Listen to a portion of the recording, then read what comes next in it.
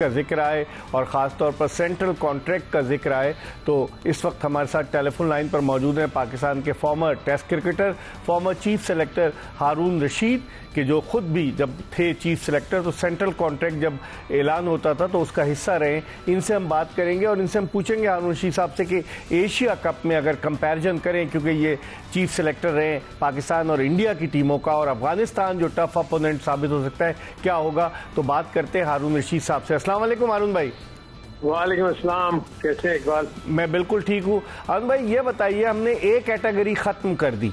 लोग कहते हैं कि या तो हमारे पास टैलेंट नहीं है या फिर ये कि हमने झटका देने के लिए जो 2-3 सीनियर प्लेयर से ये ए कैटेगरी खत्म की है। आपकी क्या राय है इस हवाले से? देखिए, इसमें तो थोड़ा सा समझने की जरूरत है कि एक्चुअली जो ए कॉन्ट्रैक्ट जो कैटेगरी ए में देते थे उसमें तीनों फॉर्मेट के प्लेयर शामिल होते थे। अब क्योंकि आपने देखा होगा कि पिछले कुछ अरसे से इन्होंने बाबर आजम को और रिजवान को जो है वो आपने T20 में से निकाल दिया।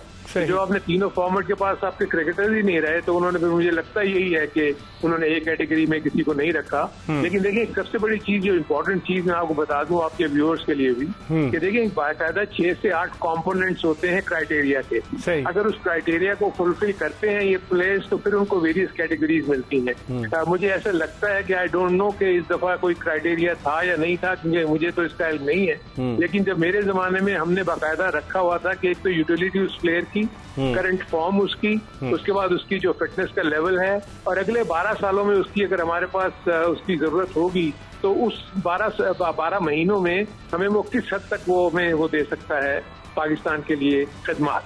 तो ये बहुत सारी चीजें इसमें थी जिसको हम सामने रख के करते थे। तो अभी जो मैं देख रहा हूँ, मैं हैरान हूँ कि शादाब खान का फ्यूचर अभी तक अनसर्टन है। हमें नहीं पता कि वो कब वापस इंटरनेशनल क्रिकेट में आएगा। उसको सेंट्रल कॉन्ट्रैक्ट देना मेरी समझ से बाहर था।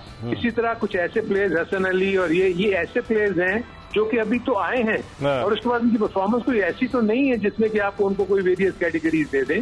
देखिए, सेंट्रल कॉन्ट्रैक्ट का मतलब यही नहीं होता कि आप बांट दें लोगों में। ऐसा नहीं है। आपको बड़ा सोच समझ के देखभाल के कॉन्ट्रैक्ट देने होते हैं, क्योंकि ये पैसा आपका पाकिस्तान क्रिकेट बोर्ड का कोई इतनी आसानी से तो नहीं हम किसी को दे सकते। सही। तो इनको अर्न करना पड़ता है सेंट्रल कॉन्ट्रैक्ट। ये नहीं है कि हम उनको दे रहे हैं, उनको अर्न करना पड़ता है अपनी परफॉर्मेंस से और उनकी अपनी फ्यूचर की यूटिलिटी हमारे लिए क्या होगी और क्या नहीं होगी। अच्छा, एक और चीज हारून भाई, हारिस रऊफ तो व्हाइट बॉल क्रिकेट खेलते हैं, वो टेस्ट क्रिकेट तो खेलते ही नहीं है, उनको भी बी कैटेगरी में आपने दे दिया है। बी कैटेगरी में बहुत सारे खिलाड़ी हैं। फखर जमान को ये टेस्ट नहीं खिलाते, फखर जमान भी बी कैटेगरी में है। फिर आपने हसन अली का जिक्र किया, फिर उसके अलावा शादाब खान का जिक्र किया, और बी कैटेगरी में वो जो सलमान अली आगा भी बी कैटेगरी में। तो वो प्लेयर्स हैं हारून भाई के जिनके ऊपर कुछ क्वेश्चन मार्क तो बनते हैं ना? जी बिल्कुल बनते हैं, इसलिए बनते हैं। देखिए, मैं आपको बताऊं कि जब तक आपकी, देखिए ना, मुझे बताएं कि उसमें तो कई ऐसे क्रिकेटर्स हैं जिनकी पिछले साल की तो कोई परफॉर्मेंस ही नहीं। सही। और अभी भी अगर आप देखेंगे तो उनकी परफॉर्मेंस कोई ऐसी नहीं है कि हम उनको ये कह दें कि जी ये सर्टन है। ये तो हो सकता है कि 15 में अगर आप ले लें, उनको 11 में ना शामिल करें। लेकिन जहां तक हारिस रऊफ की आप बात कर रहे हैं, हारिस रऊफ का भी पिछले 2 साल का रिकॉर्ड आप उठा के देखें, उसमें एक तो उसकी फिटनेस के इश्यूज हैं, उसके बाद वो सिर्फ T20 क्रिकेट खेलता है, सिर्फ 4 ओवर की क्रिकेट। तो 4 ओवर की क्रिकेट खेलने के लिए आप उसको एकदम से टॉप कैटेगरी तो नहीं दे सकते। यानी कोई ना कोई तो क्राइटेरिया इनको बनाना पड़ेगा कि जो सिर्फ व्हाइट बॉल क्रिकेट खेलते हैं उसके लिए हमने क्या पैमाना रखना चाहिए, और जो तीनों फॉर्मेट खेलते हैं उनके लिए क्या पैमाना होना चाहिए कैटेगरी का, और जो 2 फॉर्मेट खेलते हैं, वनडे और T20, उनका क्या पैमाना होना चाहिए। तो मेरे अपने नजदीक वो कोई बहुत ज्यादा सोच विचार मुझे नहीं लगता, क्योंकि मैं तो देखता ही नहीं कि कोई मीटिंग होती है कोई इसकी। आप देखें ना, इंडिया ने अपनी टीम अनाउंस की, उनके कैप्टन और उनके कोच ने बैठ के सामने आके बताया सब कुछ, जो भी उनका सिलेक्टर है। उन्होंने आके अनाउंस किया, रीजंस दिए कि हमने क्यों ऐसे अच्छे प्लेयर्स भी बाहर किए और क्यों हमने इन प्लेयर्स को रखा। हमारे यहाँ तो प्रेस रिलीज इश्यू होती है और आपकी टीम अनाउंस हो जाती है। अब क्यों ना कहीं तो सवालात बनते हैं ना। अगर आप प्रेस कॉन्फ्रेंस करेंगे तो मीडिया सवालात तो करेगा ना कि ये क्यों नहीं हुआ, तो आपको उसको रीजन देना पड़ता है। बिल्कुल। हमारे जमाने में जो हम आते थे, बिल्कुल सामने आके प्रेस कॉन्फ्रेंस करते थे और जो हमारे साथ सवालात होते थे उसके हम जवाब देते थे। लेकिन टीम की परफॉर्मेंस हो या ना हो, वो अलग चीज है। लेकिन यह कि आपने जो भी टीम बनाई है उसको आप उसका जवाब तो पेश करेंगे ना, उसको साबित तो करेंगे कि क्यों आपने इन प्लेयर्स को लिया। लेकिन एक चीज और हारून भाई, सऊद शकील जिसने टेस्ट मैचेस में सबसे ज्यादा रन बनाए, पिछले साल, और उसको आपने उठा के बी से उसको सी कैटेगरी में रख लिया है। तो जो परफॉर्मेंस दे रहा है लड़का, और वो आपके टेस्ट टीम की क्या हालत है, सबको पता है कि किस तरीके से परफॉर्म कर रहे हैं लड़के, तो उसको आपने कभी आप उसको व्हाइट बॉल क्रिकेट में चैंपियंस ट्रॉफी में लेकर आ जाते हैं, खिलाते हैं, और उसके बाद वो बाहर कर देते हैं। आप समझते हैं कि सऊद शकील डिजर्व करता था, एक सऊद शकील, कि वो सी कैटेगरी में और डी कैटेगरी में कप्तान को रख लिया है? हालांकि अभी उसको हटाया नहीं, लेकिन अभी फिलहाल तो वो कप्तान ही है ना, शान मसूद।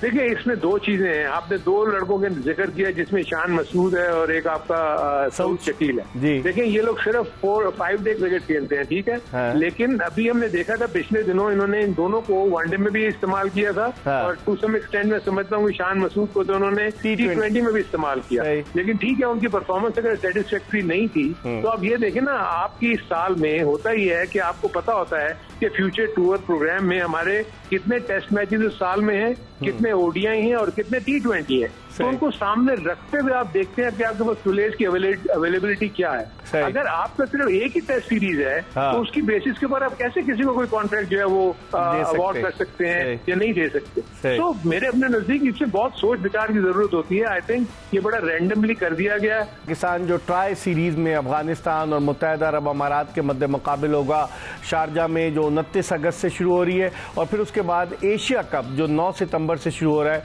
और पाकिस्तान का जो सबसे अहम मुकाबला है वो 14 सितंबर को भारत के खिलाफ दुबई में होगा। आनंद भाई, कैसे देखते हैं ये जो ट्राई सीरीज है, इसका नतीजा टीम की कारकर्दगी पर कितना असरअंदाज होगा? अगर पाकिस्तान ये टूर्नामेंट जीतता है तो मोरल अप होगा, और अगर खुदा न खास्ता टीम की कारकर्दगी डाउन होती है तो आप नहीं समझते कि एशिया कप जैसे मेगा इवेंट से कबल यकीनन ये परेशानी की बाइस होगी हमारे लिए? नहीं, इसमें तो कोई शक नहीं है। देखें, एक तो चीज मैं आपको ये बता दूं कि आप किसी भी टीम को खास तौर पर T20 के फॉर्मेट में, और वो भी सब कॉन्टिनेंट की कंडीशन पे, आप किसी को भी ये नहीं कह सकते कि उसमें बहुत ज्यादा बढ़तरी हासिल है। मैं सिर्फ इंडिया को जरूर एज दूंगा, इसलिए कि इंडिया की टीम बड़े अरसे से कंबाइंड होकर खेल रही है और वो डिलीवर भी कर रही है, और उनकी परफॉर्मेंसेस बहुत अच्छी हैं एज कम्पेयर टू अदर सब कॉन्टिनेंट की जो टीमें हैं, जिसमें श्रीलंका है, जिसमें पाकिस्तान है, जिसमें अफगानिस्तान है, और UAE भी इसमें शामिल है। Tri nation series very important इस पॉइंट ऑफ व्यू से कि पाकिस्तान का जो कॉम्बिनेशन बनेगा वो डिपेंड करेगा इस ट्राई सीरीज के ऊपर। अब ये लोग किस अंदाज में इसको लेके चलते हैं, क्योंकि मेरे अपने नजदीक आई स्टिल बिलीव कि अगर सलमान अली आगा 115 के स्ट्राइक रेट पे पाकिस्तान की T20 के स्क्वाड में आ सकता है और लीड कर सकता है पाकिस्तान की टीम को, तो फिर रिजवान और बाबर आजम जो है उनका भी स्ट्राइक रेट लगभग इतना ही, ऐसे कुछ ज्यादा ही होगा, 127। तो इसका मतलब ये है कि आपने अगर सलमान अली आगा को 115 के स्ट्राइक रेट पे रखा हुआ है, तो आपने क्यों नहीं दो ऐसे प्लेयर्स जो कि दूसरी टीमों के लिए थ्रेट होते हैं। देखिए, एक हमेशा अपने ध्यान में रखें कि ऑपोजिशन भी आपको वे करती है कि आपके कौन कौन से प्लेयर्स हैं, कौन से नहीं है जिनके ऊपर हम टारगेट कर रहे हैं, ये करें। ये सब नए प्लेयर्स हैं, ये अपनी अपनी पोजीशन बना रहे हैं। देखिए, अभी फखर जमान अनफिट होकर वापस आएंगे, मैंने बहुत सारे ऐसे प्लेयर्स हैं जो कि तो खेले ही नहीं है कुछ भी। अभी अगर सिर्फ T20 के फॉर्मेट में खेल के आप समझते हैं कि आप वर्ल्ड बीटर हो जाएंगे तो मुश्किल है। तो ये ट्राई सीरीज बहुत इंपॉर्टेंट है। अगर इसमें ये जीतते हैं और अच्छा कॉम्बिनेशन बना लेते हैं, क्योंकि देखें शारजा में अगर मैचेस होंगे तो सबके लिए इक्वल होंगे, क्योंकि लो बाउंस है, स्पिन होता है, और पाकिस्तान में अभी तक अगर आप देखेंगे तो स्पिनिंग ट्रैक के ऊपर कोई बहुत ज्यादा उम्दा कारकर्दगी नहीं दिखाई है। तो ये सारे वो एस्पेक्ट्स आपको अपने ज़हन में रखने होंगे।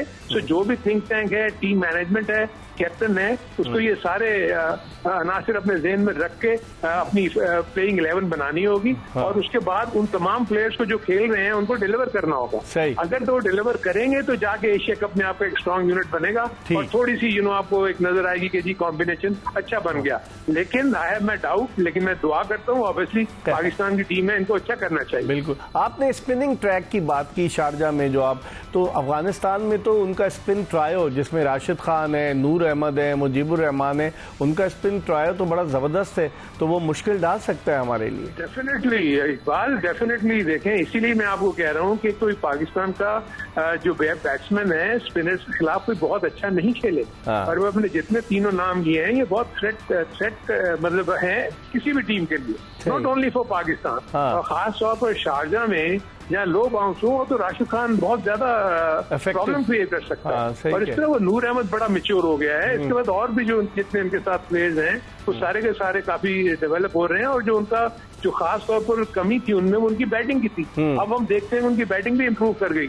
सो इसके तीनों शोबों में वो ज्यादा अच्छा कारकर्दगी दिखा रहे हैं। तो पाकिस्तान को तो इवन फॉर दैट मैटर मैं समझता हूँ यूएई के खिलाफ भी कोई उनको यूएई को भी आसान नहीं लेना होगा। यूएई की टीम भी बुरी नहीं है। हाँ, अभी अरुण भाई यूएई ने अभी मई में जो उनकी होम ग्राउंड पे शारजा में सीरीज हुई बांग्लादेश के खिलाफ 3 T20 की, तो यूएई वो सीरीज 2-1 से जीता। पहला T20 हार गया लेकिन बाकी दोनों T20 जीता, तो इसका मतलब है उनको तजुर्बा तो थोड़ा बहुत तो है अपनी पिचेस पे खेलने का। इसमें तो कोई, इसीलिए तो मैं आपको कह रहा हूँ, मैंने पहले ही कहा कि यूएई को भी आप जो है कमजोर टीम ना समझे। मुझे तो अफसोस होता है कि उस्मान खान क्यों यूएई को छोड़ के आ गया और यहाँ से भी बाहर हो गया और सारा के सारा अपना उसने जो कश्तियां जला दी। वरना तो यूएई में अगर ये उस्मान खान खेल रहा होता तो यूएई की टीम और ज्यादा स्ट्रांग हो जाती। सही कह रहे हैं, सही कह रहे हैं। लेकिन अब ये अगर हम देखते हैं, क्योंकि जो एशिया कप के मैचेज हैं अरुण भाई वो दुबई में और अबू धाबी में होंगे, और ये शारजा के मुकाबले में दुबई की विकेट डिफरेंट होगी।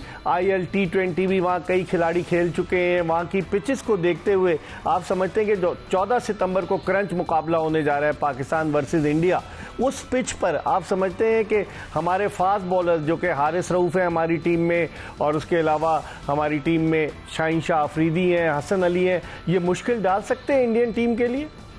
देखिए, बैटिंग ट्रैक के ऊपर मैं नहीं समझता कि कोई भी फास्ट बॉलर जो है वो बहुत ज्यादा कामयाब होगा, क्योंकि देखिए वेरिएशन इस्तेमाल करते हैं, स्लोअर बॉलिंग का इस्तेमाल होता है।